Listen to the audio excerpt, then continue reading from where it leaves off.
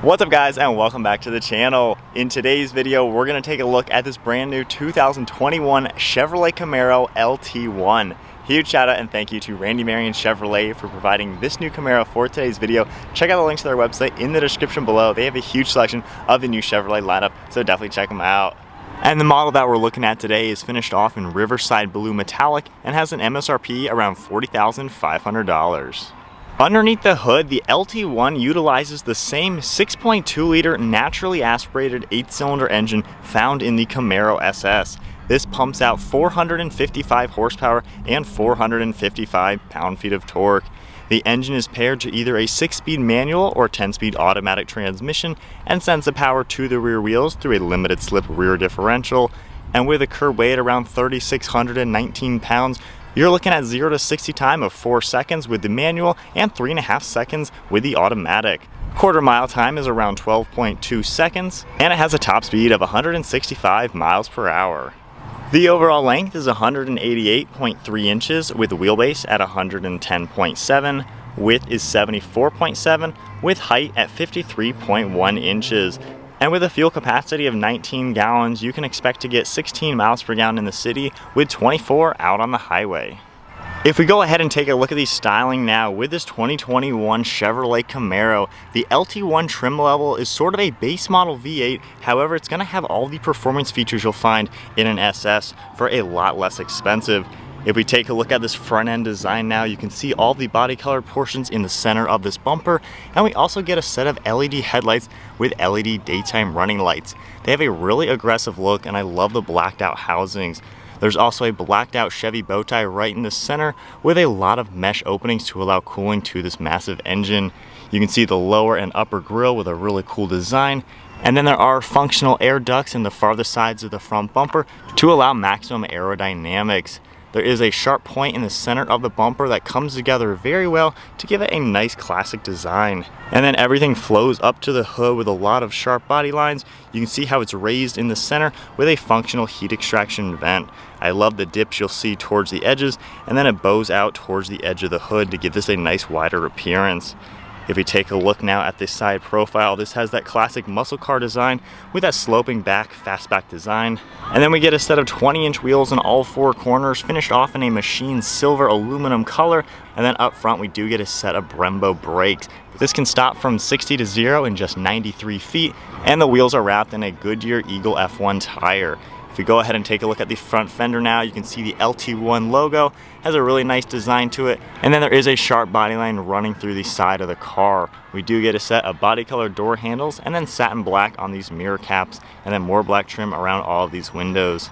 You can see more sharp lines in the top of the roof that mimic what we saw up front on the hood, and I really especially love this rear fender arch. There's a sharp line on the top here that really gives it a nice prominent design, and then some sharp lines in the lower portion of these doors. If we go ahead and walk around to the back, you can see these 3-dimensional LED taillights. They are finished off with red housings. I believe the SS models are going to get the clear housing. We do have a lip spoiler finished off in body colored with an additional piece mounted on the back for added aerodynamics. And then around the back of the car, there's more sharp lines to really tie everything together, and then finishing out with a standard backup camera and then a dual exhaust. So there's a good look at the exterior and some of the performance specifications for this 2021 LT1 Camaro. Comment below, what do you guys think of the spec? I think it's a really good blend, and this blue looks fantastic. We now have Chevrolet's key fob. If I go ahead and lock the car, and then hold down the engine start stop button, we can automatically remote start it. That massive V8 roars to life. I'm sure it's in the touring mode right now, but it already sounds really good. And then holding it down once again, it'll shut off. Then I can just unlock the vehicle, go up to the door handle, and we can check out this interior. This Camaro has a full black leather interior with the optional Recaro seats. If we go ahead and take a look at the door panel now, it's all finished off in black. We have smooth black leather and contrast stitching along the armrest, your grab handle above that with your window controls and mirror controls, and then the release handle lock and unlock above that. There is some nice color contrast within the door panel. Then if we make our way inside, you can see Camaro along the door sill, and then the Recaro seats are power operated with all the controls on this left side. You can see these massive bolsters finished off in leather with contrast stitching, and we also get Alcantara in the center with a really cool stitching design and perforations. There is some color contrast leather, an aluminum piece up top that says Recaro, and then more of that material up on the headrest. Beautiful looking seats with massive bolsters. And then if we take a look at the steering wheel now, it's a flat bottom design, contrast stitching, and the Camaro logo right in the center. And then now inside the Camaro, keeping my foot on the brake, we can go ahead and fire it up. The V8 roars to life, as you can see.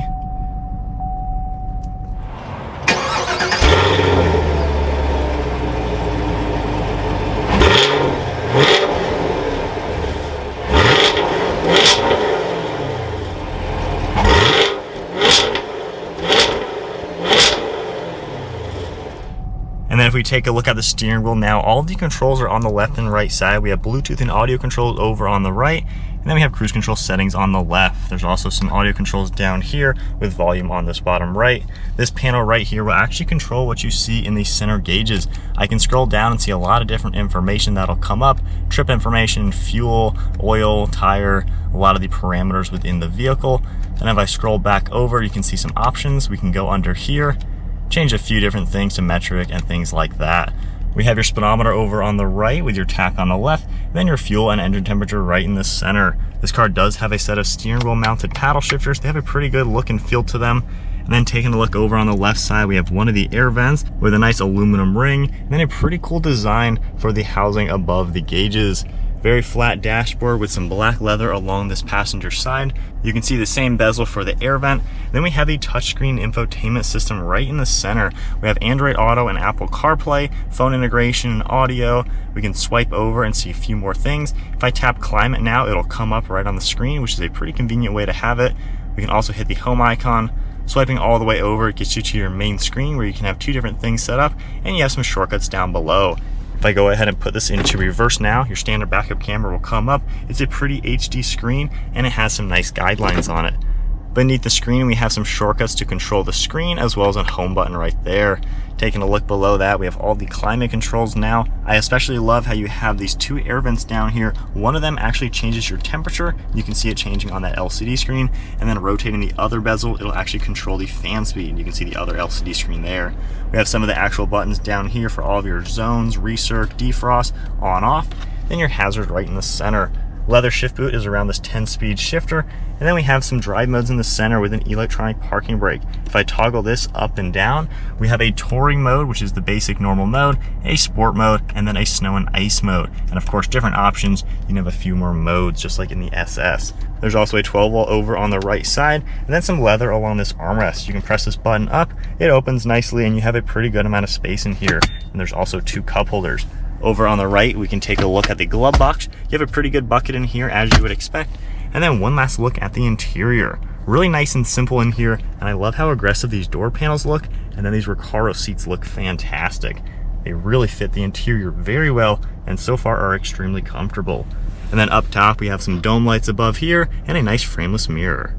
To get to the back seats, we can pull this handle up and get the front seat out of the way. We can go ahead and step in here. I do have the driver's seat set at my height, and I am 5'11". My feet actually do fit under the seat, and I can put this back with decent amount of legroom for my knees. And then for overall comfort back here, I'm fitting decently. My head, of course, doesn't really have much room. You kind of have to hunch over. There is a cutout in the ceiling just to help you out a little bit. It's not the best back here, but it is definitely usable. Two people could fit comfortably back here for maybe even like a half-hour road trip, maybe an hour. There's a little bit of an armrest and a speaker and a pretty good amount of glass back here to not feel too claustrophobic. And I do have the handle right here for easy reach, and I can easily climb out. To take a look at the trunk space, you can double tap on the key fob, use the one on the interior, or there actually is one underneath this bumper. And then I can lift open the trunk. We do have a pretty good amount of space in the back of a Camaro. It's pretty squared off, and it has a pretty large ceiling for larger items. And then with the second row folded down, you can see just how much more storage space we have in the back of this two-door car. The seats fold down nice and flat, and there's a huge opening into the trunk to make this extremely practical. All right guys, so we are setting off now in this 2021 Camaro. The LT1 is a really cool trim level. I filmed a red one, I think a year or so ago, and people really seem to like what it has to offer. You got the big engine up front and all of the power, and then you still get the performance aspects like the Brembo brakes. Recaro seats are available. You can get the manual if you want a little bit more driver engagement, or the 10-speed if you want quicker shifting, and of course the comfort for daily driving. So in this car right now, I love these seats. They are so comfortable. There is so much padding in them to where it just feels like a good luxurious seat, and yet you have massive bolsters to where there's not really any lateral movement. My legs are also fitting very well with the lower bolsters. These are amazing seats. The steering wheel feels so nice. It's really tiny. I love the flat bottom design, and you get some good thumb notches for your thumbs. The brakes do a good job bringing us to a slower speed. And then just giving it quarter throttle.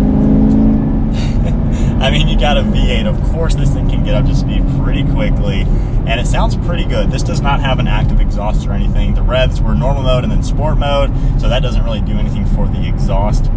But even just kind of getting my bearings with it, the visibility, I like the windshield. It's pretty small comparing it to maybe its competitors. You can see a lot of this dashboard as well.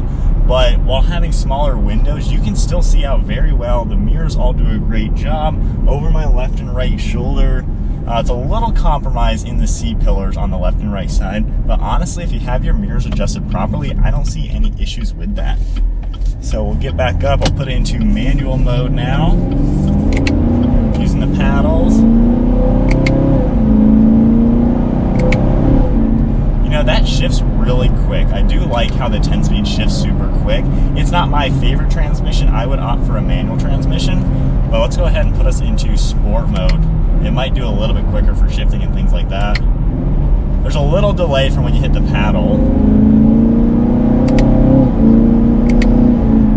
You can definitely tell it's an automatic, like a torque converter, comparing it to like a dual clutch. While the shifting itself is going to be lightning quick, I would say there's just a little bit paddle delay, which I'm not the biggest fan of. But nonetheless, if you're not crazy into the shifting, you know, mountain road trips with this car, this is still a fantastic transmission for just the smoothness and the quick shifting. So it does have a lot of really good aspects. We'll put us back to tour mode and then automatic mode. The interior itself is super easy to use and super simple. I really like how Chevrolet has done that. They didn't make it with just a million buttons. It's so simple, especially where two controls are just spinning a bezel on these air vents. That's a really cool way to get rid of some clutter. And then the screen itself, super simple to use as well.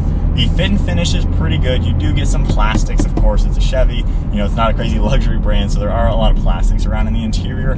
But the things you touch feel nice. The steering wheel, nice leather, the shifter, the armrest, the seats, and that's kind of all you need to do. And for a car that's $40,000, honestly, that is a bargain, especially for the fact that you get a massive V8 and the Brembos and all the performance. So now on a little bit of some twisties, we will do a POV in just a second. I've always liked how the Camaros handle really well. You wouldn't expect that because you think of muscle car, you think of just drag racing. But honestly, the car is super flat in the turns. Plenty of power to carry you out of them.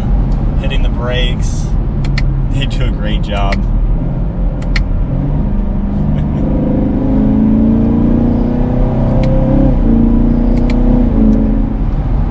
Definitely a nice planted sports car, muscle car. It's kind of a blend between the two. So this car is kind of for the person who just wants the basic power stuff, the big engine, the brakes, the performance seats and things like that, without all the extra frills, you know, navigation, heads-up displays, parking sensors. This car doesn't have any of those things.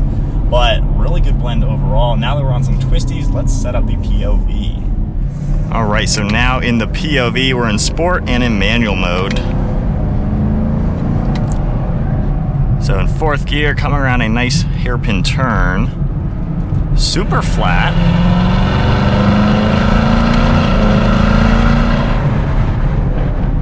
So I really feel like the Camaro carries its weight pretty well for the weight of it. It's not like a crazy heavy muscle car where you can't take a turn with it. Going on some sweepers around 60 miles an hour.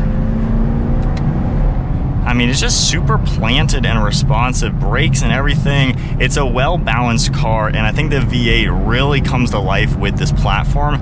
It's just the perfect power plant. It's not crazy fast. Don't buy a naturally aspirated V8 engine car and think that it's crazy fast. But nonetheless, it's not a slow car, obviously. It gets up to speed, it holds its own very well, and I think it's just a really good power plant. If you do want extra fast and be in something that really will throw you back, you might want a ZL1 with the supercharged engine. That thing throws a crazy punch, and you can modify that to 1,000 horsepower pretty quickly. But nonetheless, Camaro definitely does a lot. Pretty good sound too for this basic exhaust system.